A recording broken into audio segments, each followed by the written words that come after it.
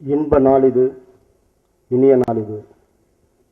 மேடையில் விட்டிருக்கக்கூடிய திரையுலக சிற்பிகளே, வருகை தந்திருக்கும் நண்பர்களே, பத்திரிகையாளர்களே, தொலைக்காட்சி தோழர்களே, உங்கள் அனைவருக்கும் பணிவான என் காலை தமிழ் வணக்கத்தினை மகிழ்வோடு தெரிவித்துக் கொள்கின்றேன். ஹோசிமின் ஒரு உயரிய கலைஞராக வரக்கூடிய ஒரு காலகட்டத்தில் சற்று இடைவெளி. இந்த இடைவெளியை நீக்குவது 1000 விளக்கு. ஆம், இந்த பாடல்கள் பட்டி தொட்டி எங்கும் பரிமளிக்க செய்யும் அளவுக்கு சிறப்பாக அமைத்து தந்திருக்கிறார் தம்பி ஸ்ரீகாந்த் தேவா அவர்கள். கவிப்பேரரசு வைரமுத்து அவர்கள் வைர வரிகளை மிக சிறப்பாக எழுதியிருக்கிறார். எனக்கு பிடிச்ச ஹீரோ நடிச்சிருக்காங்க சாந்தனு. நம்ம மனசுக்கு தோணும் இவன் நல்லா வருவான்னு சொல்லிட்டு, உண்மையிலே தோணுது. நமக்கு பிடிக்கும், அவன் சிரிச்சா பிடிக்கும், ஆடினா பிடிக்கும், நடிச்சா பிடிக்கும். எனக்கு பிடிக்குது. அதனால கூடிய சீக்கிரம் ஒரு தமிழ் சினிமாவுக்கு ஒரு மிகப்பெரிய ஹீரோ கிடைச்சிருவாங்க. Thank you all. மேடையில் அமர்ந்திருக்கும் பெரியவர்களுக்கும், இந்த விழாவுக்கு வந்திருக்கும் பத்திரிகை தொலைக்காட்சி நண்பர்களுக்கும், ரசிகர்கள் அனைவருக்கும் வணக்கம். இந்த டீம் ரொம்ப நல்ல டீம். ஏன்னா எனக்கு தெரியும், ஒவ்வொருத்தரை பற்றியும் இண்டிவிஜுவலாக எனக்கு தெரியும். ஓசிமன் சார் எங்கள் வீட்டில் வந்து டைனிங் டேபிளில் உட்காந்து சாப்பிட்ற அளவுக்கு எங்களுக்கு க்ளோஸ் அவர். ஸோ ரொம்ப ஒரு நல்ல நண்பர். நானும் அவரும் சேர்ந்து ஒரு படம் பண்ண வேண்டியது சில காரணங்களுக்காக அது வந்து தள்ளி போயிட்டு இருக்கே தவிர, நிச்சயமாக நம்ம இணையணும் சார். நிச்சயமாக கூடிய சீக்கிரம் பண்ணுவோம்.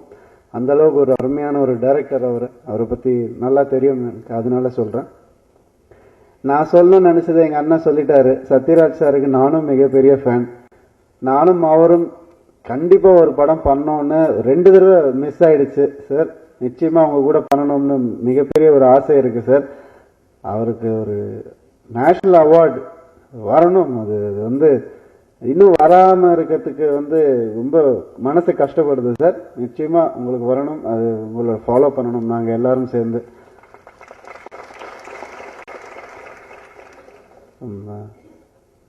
எல்லாரும் பெரியவங்க எல்லாம் வந்திருக்காங்க. அவங்க முன்னாடி இவ்வளவுதான் என்னால் பேச முடியும். அதுக்கப்புறமா ஏதாவது பேச சாந்தனுவை பற்றி சொல்லி ஆகணும். அது எல்லாரும் சொல்றாங்க ஒரு விஷயம்னா, அது வந்து தெரியாம சொல்ல மாட்டாங்க, அனலைஸ் பண்ணாம சொல்ல மாட்டாங்க. மேடையில் இருக்கிற எல்லா பெரியவங்களும் பேசினவங்க எல்லாரும் சொன்ன விஷயம், இண்டஸ்ட்ரிக்கு ஒரு நல்ல ஹீரோ கிடைச்சிட்டாருன்னு சொல்றது வந்து ஒரு உண்மையான ஒரு விஷயம். அது நிறைய பேர் வந்து என்கிட்ட சொல்லியிருக்காங்க, அந்த பையன் ரொம்ப நல்லா பண்றாரு சார்னு. அது வந்து எனக்கு நல்லா தெரியும். ஏன்னா ரொம்ப காலமாக சாந்தனு தெரிஞ்சதுனால நான் சொல்கிறேன். நிச்சயமாக ஒரு பெரிய ஒரு ஹீரோ ஆகணும்னு நான் மனசார நினைச்சுக்கிறேன். தேங்க்யூ, நன்றி. எல்லாருக்கும் வணக்கம். சாந்தனு வந்து எனக்கு ரொம்ப வருஷமாக ஃப்ரெண்டு. நாங்கள் ஒன்றா ஸ்கூலுக்கு போனோம், கிளாஸ்மேட் நாங்கள். அவர் இன்னும் யூத்தாக இருக்காரு, நான் தான் ஆர்டிஸ்டாக இருக்காரு. நான் இப்படி ஆகிட்டேன், நான் டேரக்டர் ஆகிட்டேன். ப்ளே ஸ்கூல்லேருந்து அந்த வயசுலேருந்தே நாங்கள் ஃப்ரெண்ட்ஸு. சித்து +2 கூட நான் வந்து அவருக்கு பாடியிருக்கேன், ஒரு சாங் பாடியிருக்கேன்.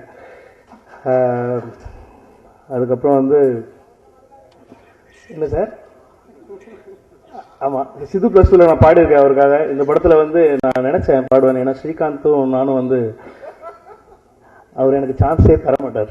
ப்ரொடியூசர், அப்புறம் விழாநாயகன் ஸ்ரீகாந்த் தேவா. ஆக்சுவலாக ஃபர்ஸ்ட் படம் டபுள்ஸ் என் படத்தில் தான் இன்ட்ரோடியூஸ் ஆனாரு. அப்போது இந்த படம் ஆக்சுவலாக நானும் ஜெயம் ரவி கூட சேர்ந்து ஒரு படம் பண்ணியிருக்கேன், டைரக்ட் பண்ணிட்டுருக்கேன். இந்த படத்துக்கு ஆக்சுவலாக ஸ்ரீகாந்த் தேவாவை ஆக்ட் பண்ணுறதுக்காக கூப்பிட்டேன், வீட்டுக்கு போனேன். அப்புறம் இங்கே வந்துட்டேன் சார், உள்ளே போனேன். அதுக்கப்புறம் இப்போ தான் பார்க்குறேன்.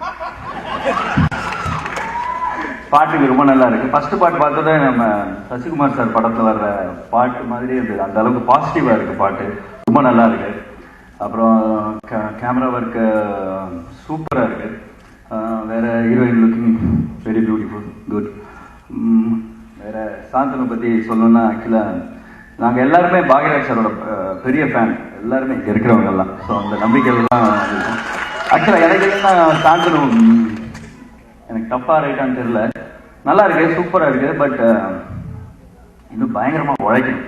ஏன்னா இப்போ இருக்கிற ஹீரோஸ் எல்லாம் ஒருத்தரும் இப்போ இருக்கிறவங்க எல்லாம் பெரிய ஆளாக இருக்காங்களா, அப்படி உழைக்கிறாங்களா அவர் பார்த்துருக்கேன். இன்னும் உழைக்கணும், இன்னும் பெரிய ஆள் ஆகணும் அப்படின்ட்டு நல்லா பத்தாது, இன்னும் நிறைய உழைக்கணும் மட்டும் எனக்கு அது மட்டும் எனக்கு தோணுது. வேற வைரமுத்து சார் பற்றியும் சத்யராஜ் சார் பற்றியும் பேசுறதுக்கு அவங்க தான் நம்மளை பற்றி பேசணும். So best of luck to everybody. Best of luck. நான் அங்கே இருந்திருக்கணும், நீங்கள் இங்கே இருக்கணும்.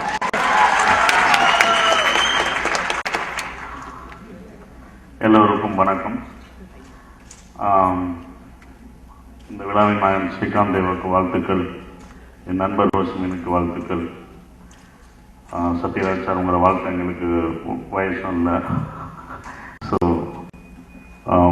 சாந்தனு, நான் என்னுடைய முதல் படத்துக்கு நான் சாந்தனுவை தான் ட்ரை பண்ணேன். அப்போ அவர் பிஸியாக இருந்தார் வேறு படத்தில். ஸோ சில காரணங்களால் அவர் நடிக்க முடியல. ஸோ நான் மிஸ் பண்ண ஹீரோ இந்த படத்தில் நடிச்சிருக்காரு, அதே ஒரு மதுரை சப்ஜெக்டில் நடிச்சிருக்காருன்னும் போது சந்தோஷமாக இருக்குது. வாழ்த்துக்கள் சாந்தனு. இந்த ப்ரொடியூசர், டைரக்டரும், என்றைக்குமே ப்ரொடியூசரும் டைரக்டரும் ஒரு விஷயம் இருக்குது, ரொம்ப நட்போடு இருக்கணும். படம் பண்ணும்போது மட்டும் ஃப்ரெண்ட்ஷிப்பாக இருக்கக்கூடாது. அது படம் முடிஞ்சு அது வெற்றியோ தோல்வியோ அந்த ஒற்றுமை எப்போதும் இருக்கணும். அந்த ஒற்றுமையோடு நீங்கள் இருக்கணும்னு ஆண்டவனை வேண்டிக்கிறேன். இந்த படம் வெற்றி அடையணும்னு ஆண்டவனை வேண்டிக்கிறேன். நன்றி, வணக்கம். அனைவருக்கும் வணக்கம். இந்த மாசத்துல மட்டுமே சத்யராஜ் சாருடைய படம் 3 படம் ரொம்ப அநியாயமா இருக்கு. மாசத்துல 3 நாள் இது மட்டும் ஆப்போசிட் செக்ஸா இருந்ததுன்னு வச்சுங்களேன், என்னை பத்தி அவரை பத்தி கிசுகிசுவே வந்திருக்கும். அந்த லெவலுக்கு சத்யராஜ் சார் வந்து ஒரு டைரக்டர் ஏதோ ஒரு படத்துல புக் பண்றதுக்காக போயிட்டு சொல்லியிருக்காரு, இந்த படத்துல உங்களுக்கு ஓல்டு கெட்டப் சார் அப்படின்னு இருக்காரு. அவர் சொல்லிருக்காரு, இந்த கிண்டல்லாம் வேணாம், ஏதோ சின்ன வயசுல வந்து ஓல்டு கெட்டப்லாம் பரவாயில்ல, இப்போ வந்து என்ன ஓல்டு கெட்டப், சும்மா அப்படியே ஏஞ்சி வாங்கன்னா வந்துட போறேன் இல்லை நானு, இது ஓல்டு கெட்டப்ல வேற சொல்லியிருக்கேன். அந்த அளவுக்கு யதார்த்தமான ஒரு நடிகர். அவரை புகழ்ந்து 2 ஸ்டேஜில் அப்படி புகழ்ந்துட்டேன். அதனால இன்னைக்கு அவர் புகழ்ந்துலன்னு முடிவோட வந்துட்டேன் நான். சாந்தனு வந்து இந்த ஃபங்க்ஷனுக்கு வரணும்னு கேட்டப்போ நான் சொன்னேன், இல்லை தொடர்ந்து இதே மாதிரி ஃபங்க்ஷன் வந்துட்டு இருக்கிற ஒரு மாதிரி இருக்கு, அதுவும் சத்யராஜ் ஃபங்க்ஷனுக்கே வந்துட்டு இருக்கிற ஒரு மாதிரி இருக்குன்னு சொல்லிட்டு நான் மறுத்துட்டேன். அப்புறம் டைரக்டர் ஹோஸ்மேன் வந்து கேட்டாரு, இந்த மாதிரி டைரக்டர் சொன்னார், பாக்யராஜ் சார் சொன்னாரு நீங்க அவசியம் வரணும்னு சொன்னாருன்ட்டு. பாக்யராஜ் சார் சொல்ல வேண்டிய அவசியமே கிடையாது. சாந்தனுவோட பையன் வந்து ஹீரோவா நடிக்கிற படத்துக்கு கூட நாங்க எல்லாம் இங்க வந்து நிக்க வேண்டிய ஒரு கட்டாயம். அந்த அளவுக்கு அவர் திரையுலகத்திற்கு மிகப்பெரிய விஷயங்களை செஞ்சிருக்காரு. அவர்கிட்ட நான் நிறைய விஷயத்த சுட்டிருக்கேன். பாக்யராஜ் சார்ட்ட இருந்து, பாக்யால இருந்து அடிக்கடி நான் விஷயங்களை சுட்டு தான் மேடையில பேசுறது. இந்த வாரம் பாக்யால ஒரு கதை வந்திருக்கு. அதுல வந்து ஒரு காக்கா வந்து ஒரு நத்தையோட ஓட்டை வந்து உடைக்க முடியாம கஷ்டப்பட்டு, உள்ள நத்தை இருக்கு, அதை சாப்பிடறதுக்கு முடியாம கஷ்டப்பட்டு இருக்கு. அப்ப இன்னொரு காக்கா வந்து என்ன சொல்லிருக்குன்னா, இதை உடைக்க முடியல என்ன பண்றதுன்னு கேட்டதுக்கு, அந்த நத்தை ஓட்டை அப்படியே மேல கொண்டு போய் மேல இருந்து கீழே போட்டீங்கன்னா டொப்புன்னு உடஞ்சு போயிடும், அப்புறம் ஈஸியா நீ எடுத்து சாப்பிடலாம் அப்படின்னு. அந்த காக்கா என்ன பண்ணிருக்கு, அதை எடுத்து போய் ரொம்ப உயரத்துல இருந்து போட்டிருக்கு. போட்டு அந்த ஓடு உடஞ்சோடனே நத்தை வெளியில வந்திருக்கு. வந்த உடனே இந்த பக்கத்துல இருக்க காக்கா எடுத்து கொத்தி சாப்பிட்டு தேங்க்யூன்னு சொல்லிட்டு போயிடுச்சான். அதாவது பாக்யராஜ் சார் சமீபத்துல பாத்தீங்கன்னா வைரமுத்து சார் முழுக்க ஒரு படத்துக்கு முழுக்க அவரே பாட்டு எழுதுற விஷயங்கள் பாடல்கள் ரொம்ப குறைவா இருக்கு. ஆனா இந்த படத்துல எல்லா பாடல்களையும் அவரே எழுதியிருக்காரு போதே அந்த குவாலிட்டி என்னங்கிறது நமக்கு நல்லா தெரியலாம். அததான் ஒரு மரத்து கல் உடம்புக்கு நல்லதுன்னு வாங்க. அந்த ஒரு மரத்து கல்லாவே குடிச்சா ரொம்ப நல்லதுன்னு சொல்றதுக்கு காரணமே அதுதான். அந்த மாதிரி ஒரு கவிஞர் முழு படத்துக்கு அவரே பாடல் எழுதும் போது இதை வைரமுத்து சார் நிறைய இடத்துல சொல்லியிருக்காரு. அந்த கேரக்டர்ஸ் நிறைய புரிஞ்சுக்கிட்டு முழு படத்தையும் ரொம்ப அதுக்கு ரொம்ப சரியான உதாரணமா சொல்லணும்னா முதல் மரியாதை சொல்லலாம். அந்த படம் மாதிரி இந்த படத்துல கூட ஒரு சோக பாடல் ஒண்ணு ஒரு ஏசுதாஸ் வாய்ஸ்ல இருந்தது, ரொம்ப நல்லா இருந்தது. அப்புறம் எனக்கு மனப்பூர்வமான வாழ்த்துக்கு நன்றி, வணக்கம்.